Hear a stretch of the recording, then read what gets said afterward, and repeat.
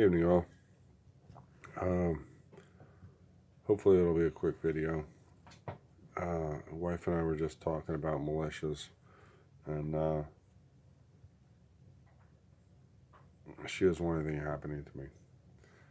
I got a pretty good insurance policy, so she should do fine. Anyhow, it's important to put your name on the list. It's important for one reason alone. When you look at things as our side versus their side, no matter what the issue is, it's all numbers. When Antifa walks around a corner right now and they see 10,000 cops, they stop. When they walk around the corner like they did in Philadelphia near a friend's house and they're burning everything down and they see everybody on their front porches with shotguns and baseball bats and rifles, they stop. When Barack Obama won the Senate race for the state Senate in Chicago and Illinois, representing Chicago, as a Republican, I took notice.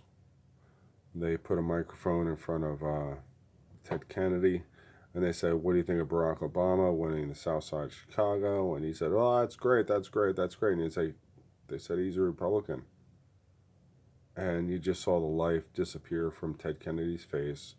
And he started stuttering and started calling him Barack Obama, Osama bin Laden. And he just didn't make any sense until they cut the camera. That video footage may be on YouTube still. You may find on the internet. It may be scrubbed. There was a lot of stuff that was been scrubbed over the years. That may be one of them. Maybe you could find it. I watched it live.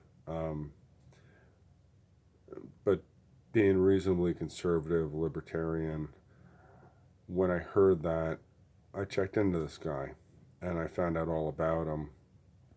2 years, 2 years to 3 years before he ran for president, and knew his background, what little was to be found before he even ran.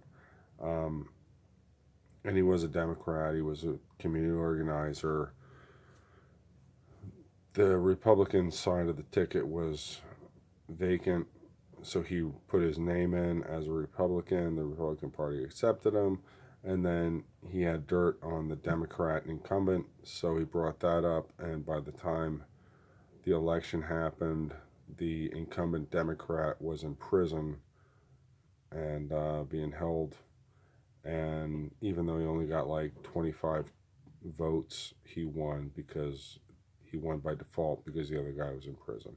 And that's how he became a state senator as a Republican. And then he switched back and became a Democrat, and that was that. But his history was very anti-gun. And people point to it and say, well, Barack Obama was president and no anti-gun legislation was passed. So how do you work that? Well, I worked that as he became president, and the unprecedented amount of guns and ammunition sold was historic. Never ever have there been that many guns sold, and never ever was there ever an ammunition shortage.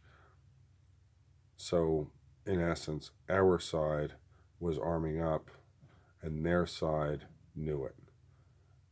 And therefore, there was no gun control. Because if they said, okay, we're going to take everybody's guns, they knew they'd be a shooting war, and that would be the end of that. There's so many guns on the street right now that they would lose. So there was no gun control.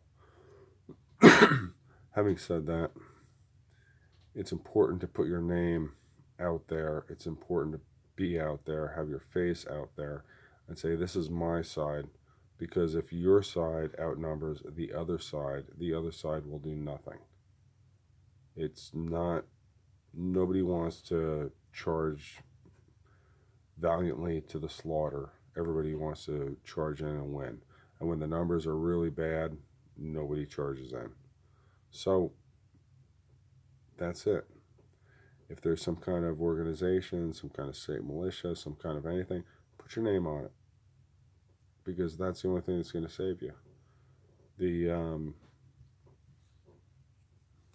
We showed up at Harrisburg for some hearings on gun control. There was so many of us.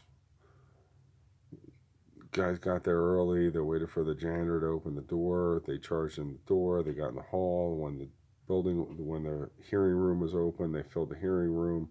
I didn't get there early.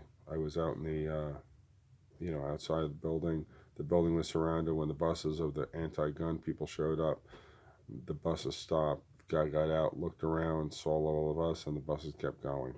A few people went in to actually give their testimony for the hearings. And when it was all said and done, the people in the State House realized this is not a good thing. We are outnumbered, and there's no new gun control in Pennsylvania because of it as of last year. You got to stand up. You got to make your name out there. You've got to be on that list.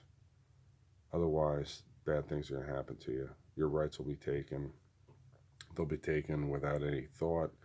If nobody says no, then the answer is yes. And you will find yourself in a shit situation really, really fast. So that's my thoughts for tonight. You all have a good day.